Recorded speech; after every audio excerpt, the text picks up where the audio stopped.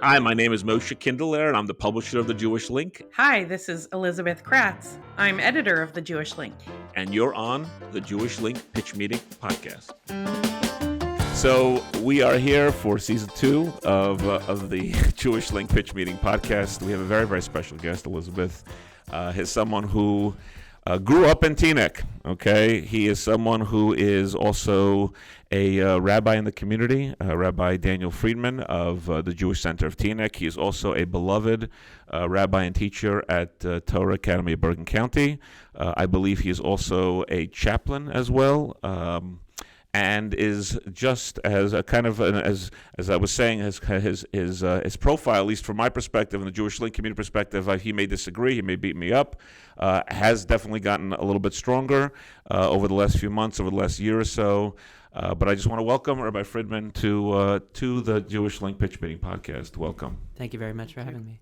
Thank you. It's been sort of a voice of the Jewish community that we've needed voices to rise, and I think Rabbi Fridman has been one of those voices in the community, as particularly since the war and the aftermath of the attack on October 7th has gained significant publicity. Rabbi Fridman has been out in front representing the Jews. We agree. Do you agree, Rabbi?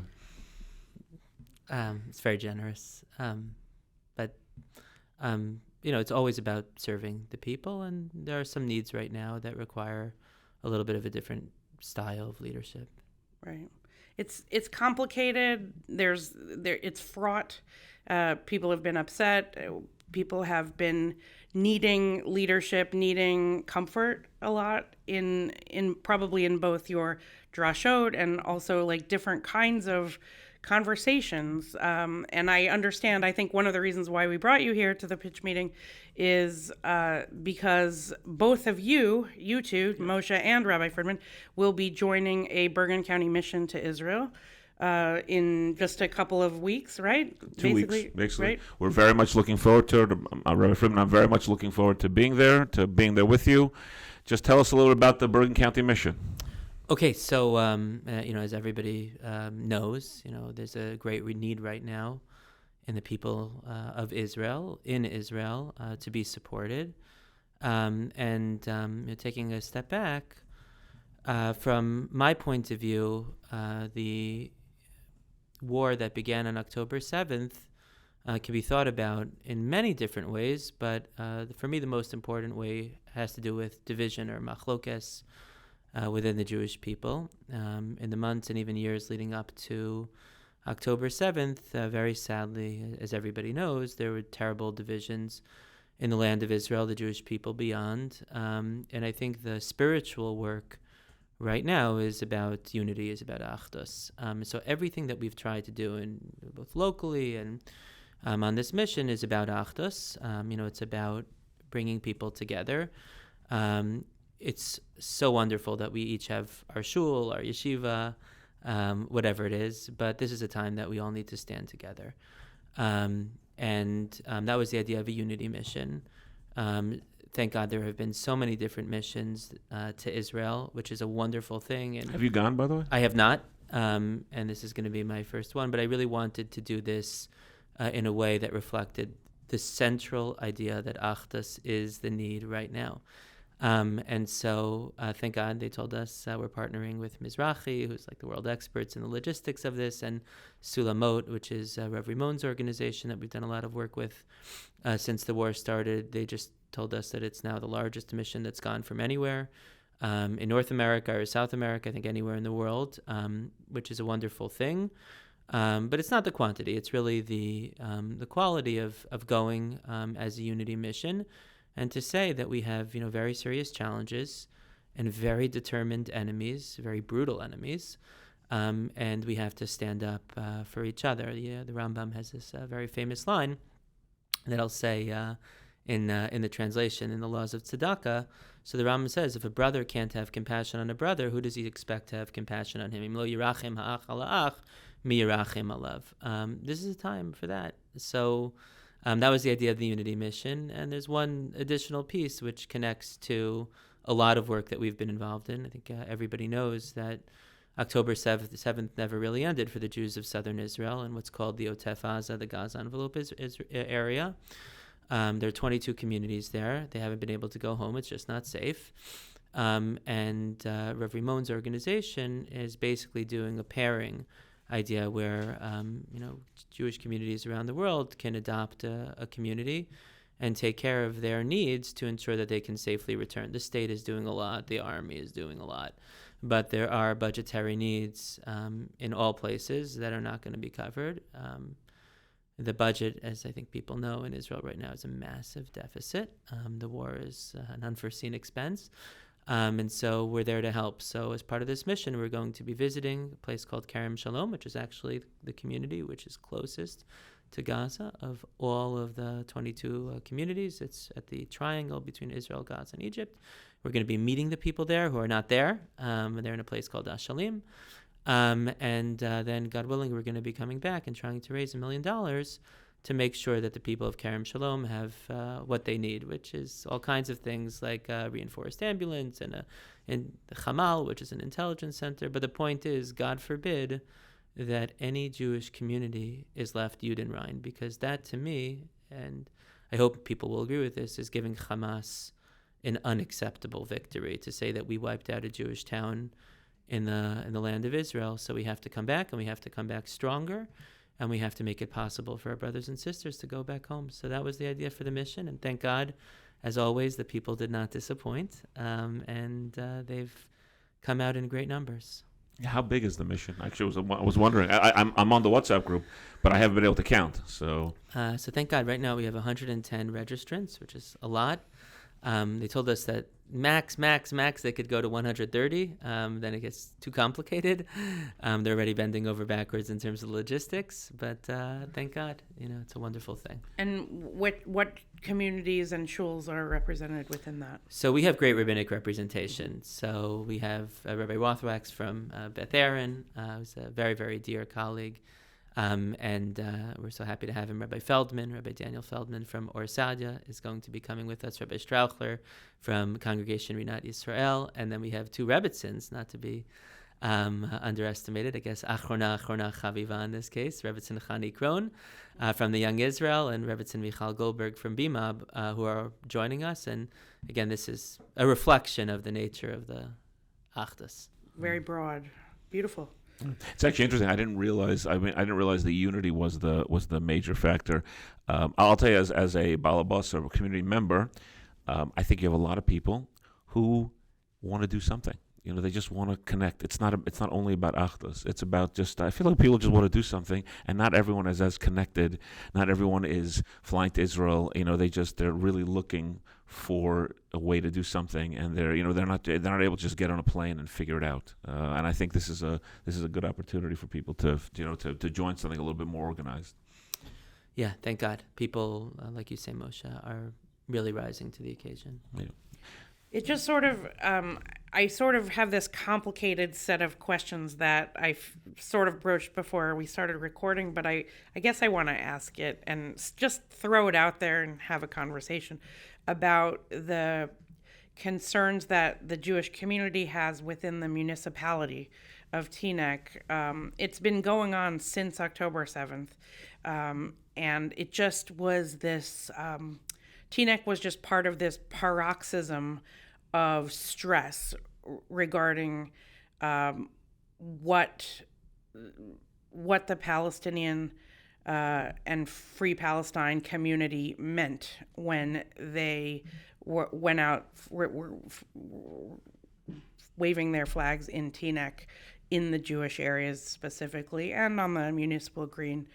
And what does that mean for us? And as Jews, how can we support our neighbors in their wishes and their supports for their own state and wish for self-determination, while also being the Jews that we are, who feel that Israel is our home. Israel is our, in many ways, not even our second home, but our true home, and we're just visitors here. But how can we reconcile those two ideas, and how can we be supportive of our neighbors while also advocating for ourselves? Okay, so I just want to begin by picking up on a word that you used before, because I think it's very important and it's something I feel very deeply, which is a message of comfort, actually. I'm very deeply immersed in these issues and these problems, and they are real. But we have to bear in mind as we go through this, and it's very unsettling and very upsetting for us, and in many ways new for us, that this is not new for the Jewish people. If you think about the long arc of Jewish history, this is sort of a regression to the historical mean, the anti-Semitism that our parents, grandparents, and every generation before that dealt with. We, people who are my age or around my age, grew up in a golden era, a bubble post-Holocaust, when anti-Semitism, at least in this country, was really not acceptable in polite society. And so we come from really good stock, and we are going to get through this. It doesn't mean we shouldn't take it seriously. We have to, and we have to be very vigilant. But I don't. There's no panic in me. I really am not frightened in that sense. And I take a lot of strength and comfort in the history of our people. The Navi Yirmiyahu calls the Jewish people the nation that survived the sword, Am Sridei Charev, and we earned that title. So I feel pretty good about belonging to the Jewish people. Let me give one other sort of, framing perspective, and then I'm happy, to get into some of the details. So in a lot of ways, maybe the most important thing about me isn't even that I, grew up in Teaneck or that I, have the privilege of being a rabbi, which really is a privilege. But, I'm a grandchild of a Holocaust survivor. My grandfather, Zichrono Livracha, survived the war. And I cannot articulate how much that has shaped my identity from the youngest of ages. And the idea that the world can be, a very difficult place with, really great challenges and a lot of suffering is something that nobody ever needed to say out loud. It was part of the oxygen that we breathed. And I don't mean that in a bad way. I'm not saying I was in any way the victim of any, God forbid. We always felt so privileged, and I feel like it was a great honor, a great zchus to be raised in that environment. So the idea that, there could be very significant levels of anti-Semitism is not like a novelty. It's not a chiddush. It's a new experience, personally, but it's something that I really felt like we were preparing our whole lives for. Not an easy message to tell people, by the way. Meaning not everyone's ready for it to we're just back to where we were in the 30s and 1930s again. Yeah. I think that's a really really good point, and not everybody has that same experience of being raised, in that environment. But that's why I really wanted to start with the message of comfort. We are such a strong people in Israel and throughout the world. So I think when it comes to some of the municipal, issues, it really is hard to separate from what happened in Israel on October 7th. Unfortunately, anti-Semitism had been upticking, in different ways. There were different ways of looking at that, whether it was Charlottesville or Pittsburgh and different things that all felt unsettling. And, if you look at the shuls or yeshivas that I grew up with here, no security, nothing. So obviously that was changing slowly, and then you have October 7th, and it explodes. And so my grandfather, getting back to him, had this expression that he always used to say, which feels very apropos in this moment, called the thin veneer of civilization, meaning it's very thin. And then just beneath that, there's a lot of challenges that lurk. So surprise is not a word that I would use. And so, the idea of making sure that we stand together as we need to look out for each other, is number one. And number two, to try to reach out, as you indicated, to the people of good conscience who are out there, and they really are out there. We live in a social media era. There are fewer swing voters. It's the loudest person in the room, that kind of thing. It is a hard environment to get your, a message out. but we can never give up on the fair-minded people in this country and our neighbors, and we will never give up on them. And that has been a source of real strength. Just, for example, it was only a week ago yesterday that we had 2 survivors of the Nova massacre in our shul. Again, the community, it's been incredible, really turned out. There were like over 1,000 people there, and I invited non-Jewish clergy and municipal leaders, and they came, and to a person, they just said how meaningful it was to them. There are really people of good conscience, and we shouldn't, forget about those people who really, have sympathy and have humanity to them. So, often it's the loudest voices, and, with social media, they have, pretty far reach today. But there are also good people out there that we can't forget about. And that's the greatness of the Jewish community. And just to, tie it into something which will seem unrelated, but, there's a tragedy around the corner from our house on Palmer. Just a few weeks ago, there was a terrible accident, and a woman was killed just driving her kids home from school, from the African-American community. It was a terrible thing, and 2 children left behind, and a third that she's taken care of. So, to see how the Jewish community comes out, somebody sent me a WhatsApp message. One thing led to another. I knocked on this fellow's door, introduced myself, as nice as could be. People supported financially. There are financial needs now. People looking to make meals and doing many other things quietly that I can't even talk about. But just the community is always out there making a Kiddush Hashem, and so we care. It's a very sincere level of care, and anybody who is open, I think, is receiving a very positive image. And if I could single out one group from the general society, law enforcement, they tell me all the time how much respect they have. And these are not, they're not partial to they just, want to protect everybody in Teaneck, but they see the way that our community conducts itself. They see the dignity, the civility, and I just get so many comments. And obviously the admiration is mutual. We're so grateful to them and everything that they've done. So, again, just to tie it up, going back to my That's good to hear, by the way. Yeah. Going back to my grandfather, he always said to us that the first thing after he came after the war, so a long story that I won't get into of how he ended up coming to America and not what was then Palestine, but he grew up in an environment where the latent anti-Semitism was just so high before the war.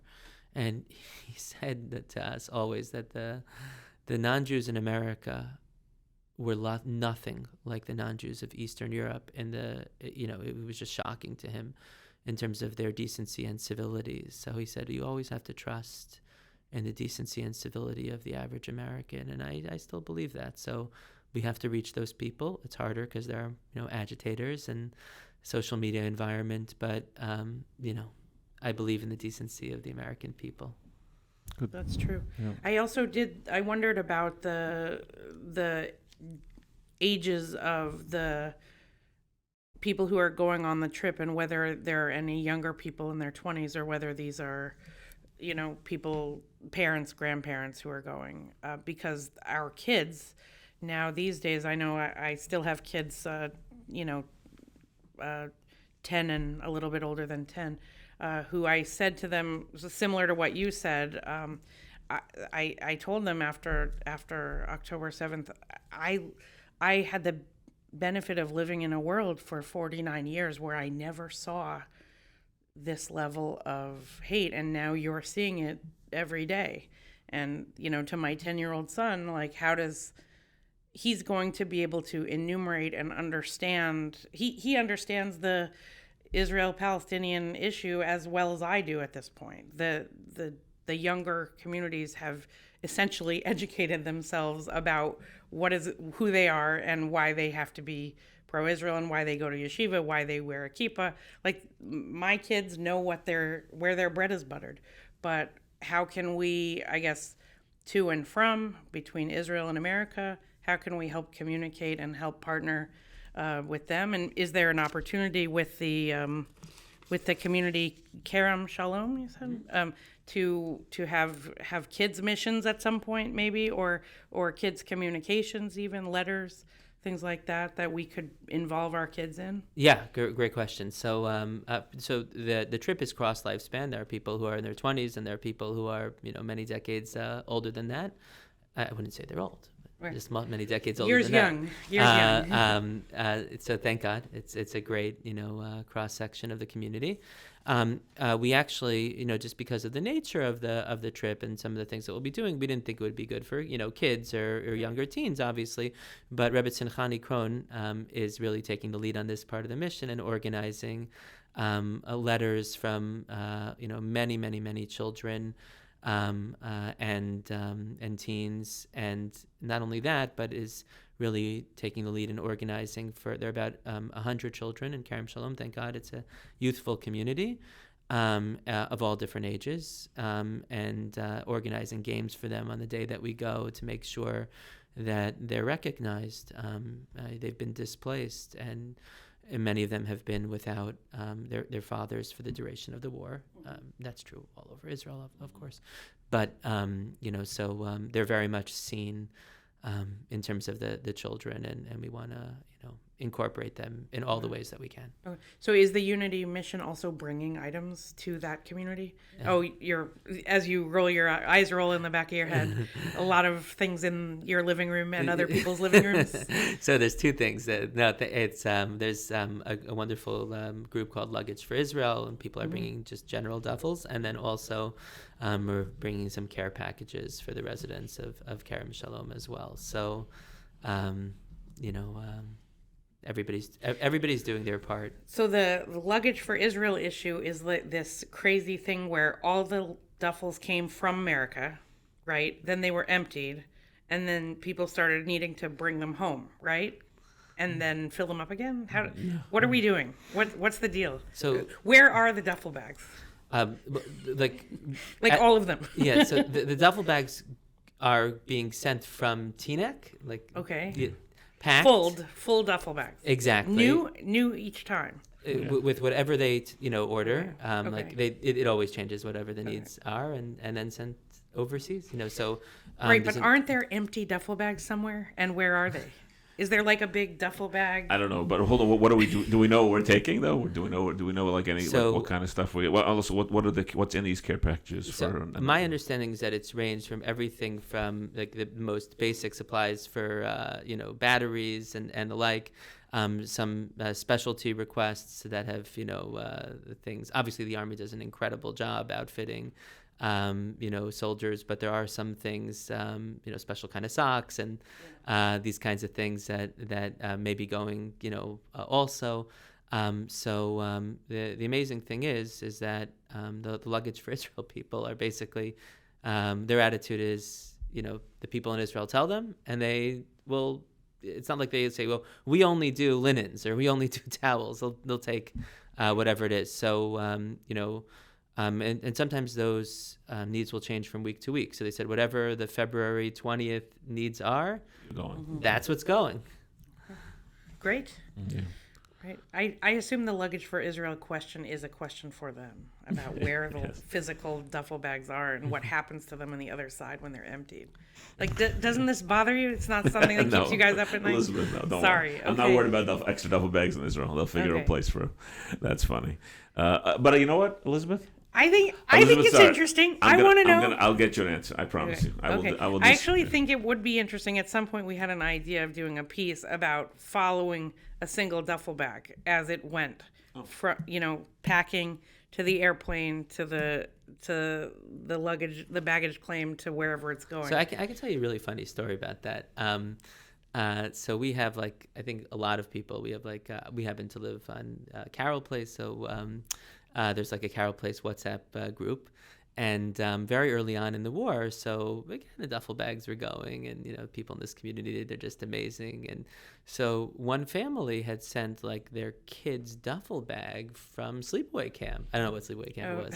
So and it went to the soldiers, and it had whatever things that they needed, and it still had the kids Name and address on it. Exactly, his Right. information. So the soldier, I guess, got a down moment and contacted the kid and was like, "Oh, it's really nice that you sent us your duffel bag." So a bunch of the women on our block, just to lighten things a little bit, said, "Oh, I didn't realize, the soldiers are responding to the duffel bags. I have a single sister. Maybe they should send they should send their duffel bags too. It's a good way for people to meet. So don't underestimate the duffel That's bag. great. It's a good question, and people can meet. So Right. this has already been discussed Right. on the WhatsApp group of Carol Place. Not as funny, but we had a Rabbi Shlomo Brody who was on the air a few times, Yeah. who I think you know, Rabbi. So Yeah, he sure. basically came here spoke for about 6-8 weeks ago and brought duffel bags of tzitzis, brought them to Ramaz, okay, where they with basically separate tzitzis, the tzitzit and the actual the garment itself.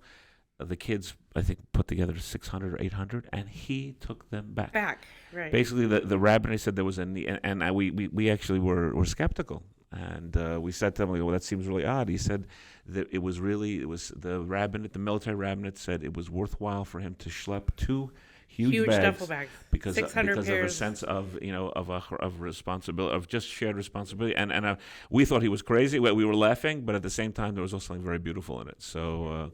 Yeah. This may not be quite as funny, but because my mother-in-law lives in Vienna and my sister-in-law was there with us when we were visiting during yeshiva break, we were in Vienna in a shopping mall desperately seeking these thermal socks because her friend, she was going to Israel after visiting Vienna.